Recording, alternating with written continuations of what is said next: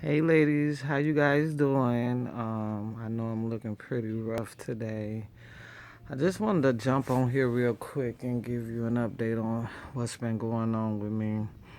So you guys know that my last cycle was canceled because I developed a cyst, and the cyst was basically stopping the follicles from growing. So they thought it was a good idea to go ahead and cancel it, and I was a little bummed about it, but I actually learned that counseling a cycle was a good idea after all, because recently I've been having a lot of cramping that I thought was just either my menstrual cycle was about to come on or ovulation. I really didn't know what the cramping was for. But on Sunday, the cramping had got just a little bit intense, but it wasn't too bad. I just decided to stay in the bed and just rest because I've been working a lot of hours. But then when Monday got here, it was way past intense. It was like really painful. And it was coming from that left side, which is the side that they saw the cyst at. And I was told that the cyst was just a 3 centimeter cyst, and it was filled with just fluid in there, so it was a simple cyst, and that they had expected to go away when I came down on my cycle.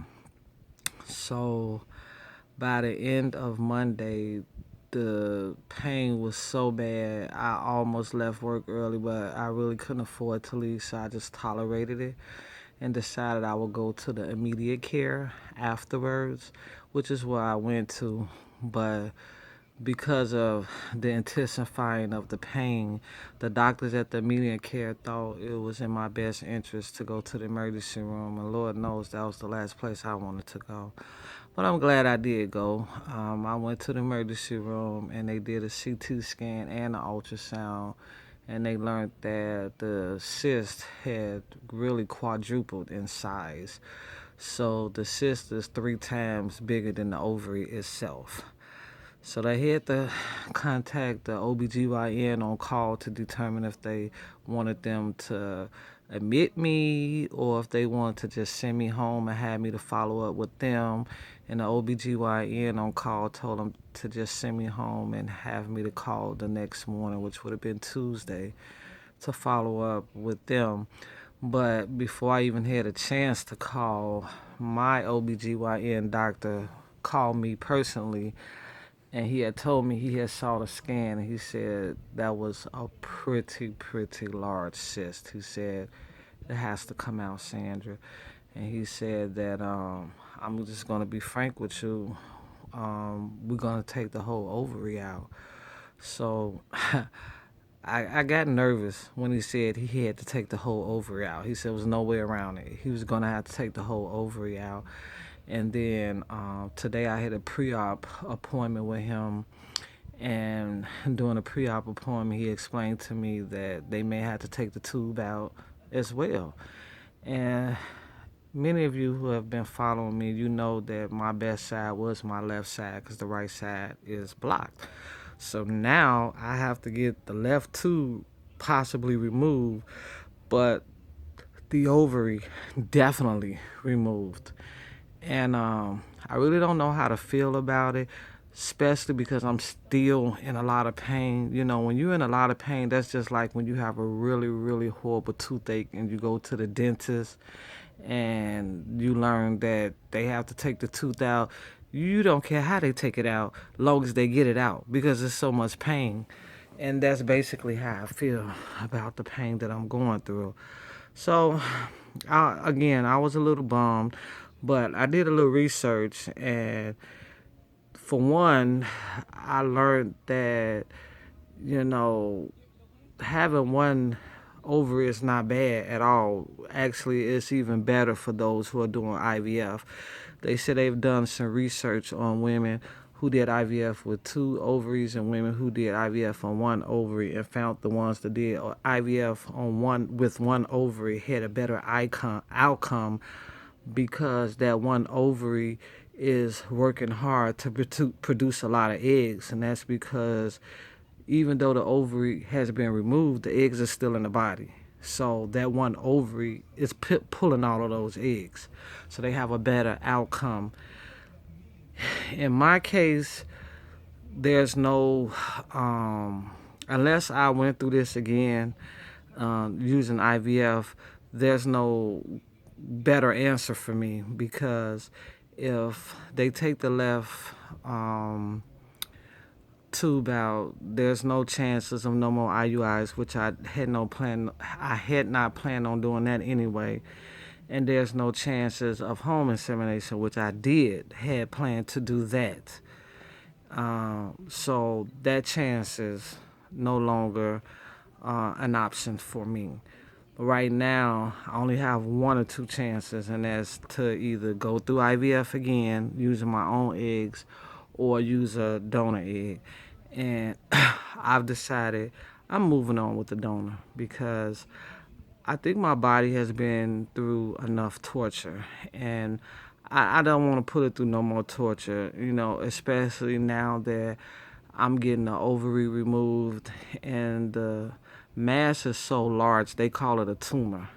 It's so large that I'm not even out of the woods of it being cancerous. They did do the pre-cancer screening on me, and I'm at the high normal range. And he said those numbers change. They change daily, actually. So they are going to test me again after the surgery. My surgery is scheduled for tomorrow morning, and which is Thursday. And they're gonna test me again, and he said if the numbers increases, then they're gonna have to probably do further surgery and send me to another city to have that done. But I am not speaking of that. I am binding that, because I believe that nothing is wrong except for the fact that this cyst got out of control. I'm still upset about how I got the cyst, but that's either here or there, because there's nothing I can do at this point. I mean, I have it now, it grew, and now I have to get rid of it.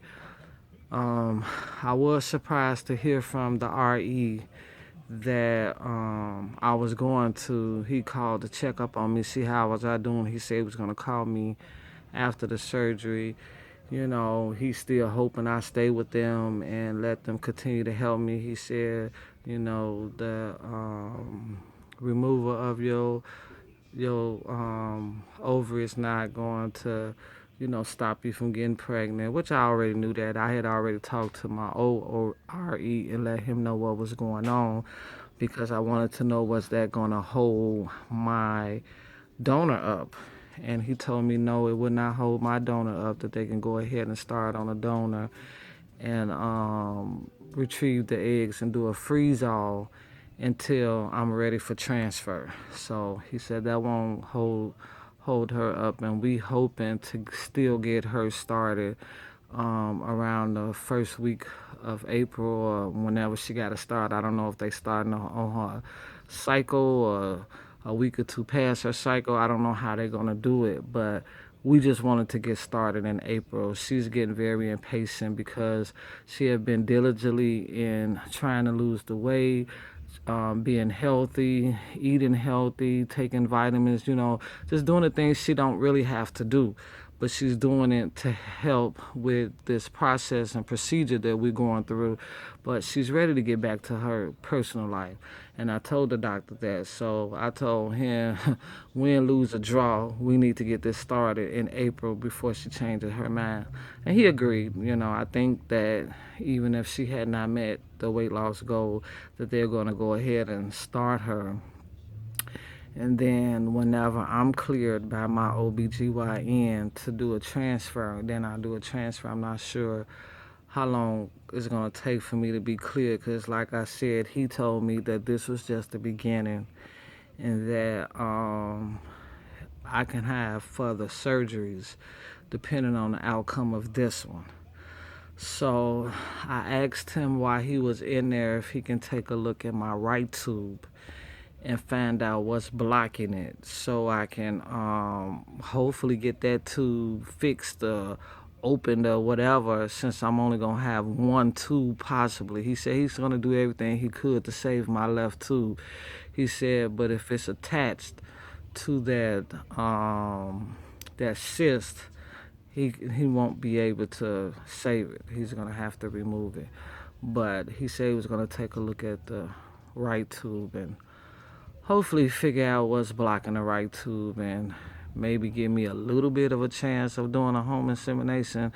But if I don't get that right tube unblocked, that'll be a waste of money and time. So, but yeah, I just wanted to give you guys an update and basically want you guys to go ahead and pray for me. Pray that the surgery goes well and there's no more surgeries needed, and hopefully by May I should be getting my big fat P. That is the plan. I am so ready to start shopping. And, I've been pregnant 3 times before. I have 4 children. You guys know I already have a set of twins. And Lord knows I don't want no more twins. I've been there, done that, and definitely don't want to do that no more. But however, I never shopped prior to getting real far in my pregnancy. This is one of them times that I may have to go even probably before I get pregnant, only because my favorite store is going out of business, which is Babies R Us. And I am so sad about that, because that was the place I was going to start my registry.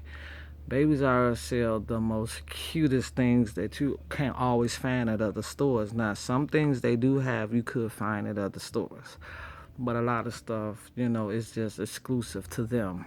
And I think they supposed to start their liquidation sales starting tomorrow, is what I was told. But it's only going to be like 10% off, 20% off. So they're going to be going out of business. The plan is to be out of business by May. So that's coming up very soon. So I'm going to be doing some on and off shopping with them. I mean, I might go as far as purchasing a crib if the money is right. And that's because I am 100% positive if they don't have to go as far as removing all of my lady parts, that I should be getting my little bambino. And that's what I'm hoping for. So, but yeah, just wanted to give you guys a update on what's been going on. And I will be updating you guys again. I'm not sure, unless something goes seriously wrong with the surgery, I probably won't be updating you guys again until after they start the meds with my donor, because that should be the next thing that's gonna be taking place within the next 2 or 3 weeks. Hopefully she should be getting started with the meds. So that's the plan. And then, like I said, if something goes wrong where I just really need to talk to somebody or vent, you guys are the only ones that I really talk to, even though I'm not able to communicate back and forth like you would if you was FaceTiming, or if you was sitting here with me, or if we was talking on the telephone. But at least I'm talking where I know somebody is listening. And whoever is listening is out there hopefully praying for me and wishing the best of luck for me. But as always, I'm going to continue to be following you ladies like I always do. And I'm really rooting for you guys. I know some of you guys are now getting ready to take your breaks. And trust me when I say breaks are a good thing, because you have so much drama with this TTC, and till you just really need time to, relax and, refocus and become stress-free. And then when you go back and you try again, that's when it works for you. So I'll be talking to you ladies, and please keep me in your prayers. And I'll probably, give you guys an update. I probably will. I probably won't let you guys just be sitting around wondering what happened to me. I don't want you guys to be worried about me. So I'll probably give you guys an update like next week sometime. I'll give you an update, let you know how I'm doing. Be a quick update so you'll know that I'm okay. All right. Love you, ladies, and baby dust to you all. Bye.